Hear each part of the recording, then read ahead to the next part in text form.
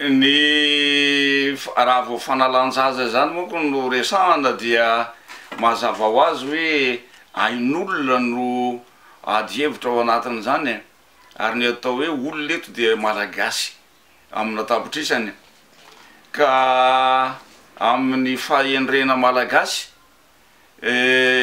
manerana ny nosy ny ray aman-dreny ara-drazana rehetra dia nanana fiombona-kevitra mikasika momba ny hoe fitandrovana ny ain'olona ary ny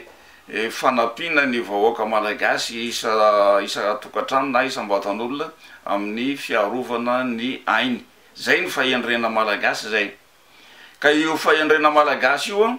dia lalàna velona izy io tamin'ny andro ny tondran'ny mpanjaka ny firenena hoe tafiditra ao anatiny hoe fady ny mamono olona. Ka raha resaka famonoana olona sy resaka famelomana olona no anamboarana volavolan-dalàna eto amin'ny tany sy ny fanjakana dia tokony jerevana amin'ny endriny rehetra ny famonoana olona eto Madagasikara zany sy ny famelomana olona ny ain'olona eto Madagasikara.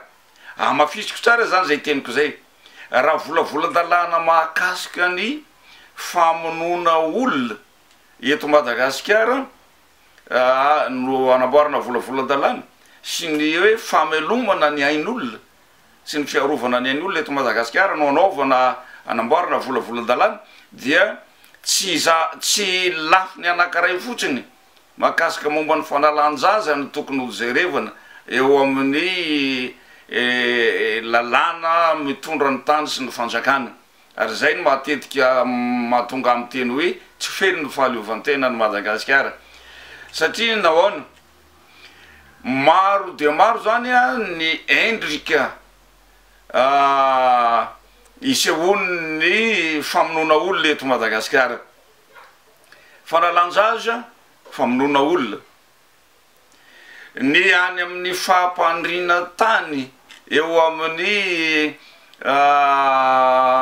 mikasika mombana ny fiarovana ny vahoaka sy ny fananany eto Madagasikara zany dia ho an'ny mpampandry tany eo anatrehan'ny fanjakana republikana zany hoe ny force des armées zany. Ireny rehefa manao fampandriana tany amin'ny tantaran'ny vahoaka sy ny dalo ary ny maramila dia maro ny famonoana olona hita amin'ireny vanim-potoana ireny ary le famonoana olona amin'ny hita amin'ireny vanim-potoana ireny dia tsy fantatra mazava ntsony ny zon'olombelona ao anatin'le izy satria misy olona maty tsy ara-drariny ao anatin'ireny. Dia ohatran'izay koa ny amin'ny fanaovana politika eto Madagasikara rehefa tianao règlement de compte politique ny mpanao politika na iny mahazo fanjakana na ny mpanohitra fanjakana dia misy famonoan'olona miafina sy misy eo amina endriny tena avolenta be ne any zany zao famonoan'olona daholo. Io vahoaka tsy hita popoka io ombay mitady na olona lehibe na kely na ankizy na ny mianatra na ny tsy mianatra na ny vohitra na ny any ambanivohitra mova sy endrika famonoan'olona reny rehefa very ny anaran'ireny hoe very faty tsy hita popoka endrika famonoan'olona zany. Fa na ireny loza voajanahary reny mitrangy eto Madagasikara reny ary loza voajanahary maventy reny zay mandripaka ny vahoaka ary mahatonga ny vahoaka tena amoy aina raha ataon'ny fanjakana atsirambona ny fanatanterahana reny fanampiana avy any velany reny ka tsy tonga any amin'ny vahoaka ara-potoana reny maty eny vahoaka maty ny olona na sala amin'ireny kere reny efa famonoan'olona amin'ny endrina marobe nge zany fa tokony zavatra volavolan-dalàna ho jerena zany sy hodiniany ny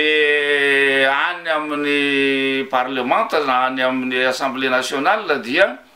ny endriky ny famonoan'olona rehetra eto Madagasikara satria fady eto am'ty tany fanjakana malagasy tya no mandatsakaina sy mamon'olona enona no mandatsadrara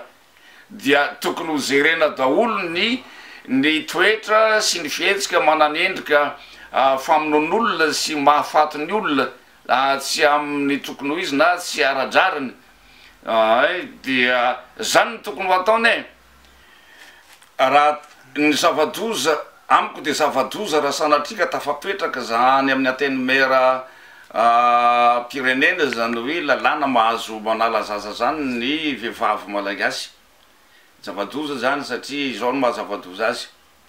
na ary masera raha mety ho be voka daholo satria mahazo manala zazako ray zay faharoa manaraka an'izany tena misy fiatraikany amin'ny fahasalamanina vehivavy ange ny fanalanjazy ka ho azona retina vokatry ny fanalanjazy zay tsy ahita-panafodiny ny vahoaka ny vehivavy malagasy eto amin'ny tany sy ny fanjakana de inona ndray sa atao ohatrany hoe apetraka le coronavirus aloha de avy eo ahafahana mivarotra an'le vaksiny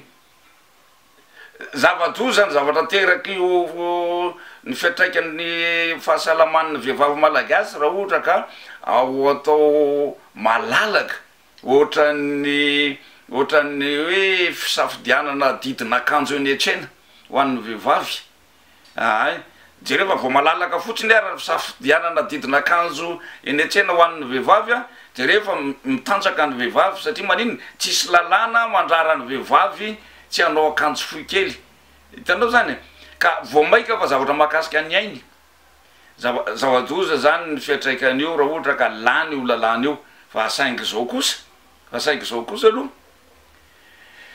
raha sanatriny vava olanina any amin'ny anteny mera pirenena ny famonona olona ao anatin'ny kibony reny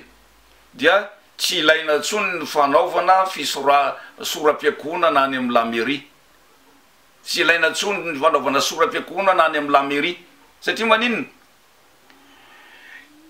le gasy miteny hoe zaza fito tsy mahafehitrano fa ny fanahy fito ny mahafehitrano ny zaza fito tsy mahafehitrano a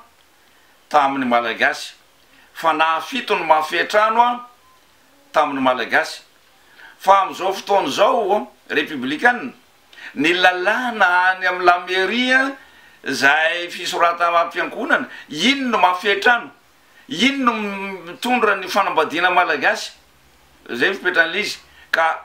ahoana ary asianao lalàna ao zany de soratanao anatin'io boky mpiankonana io daholy a ny zaza ateraka de rehefa atao le lalàna any amin'ny assemblée olanina fa mahazo manala zaza de zao be voka zao ny vadiko 5 volana de aveo nasorona de ho soratako ao am'le boky mpiankonana aveo hoe efa nanana zanaka 5 volana zay de nasorona ho soratanao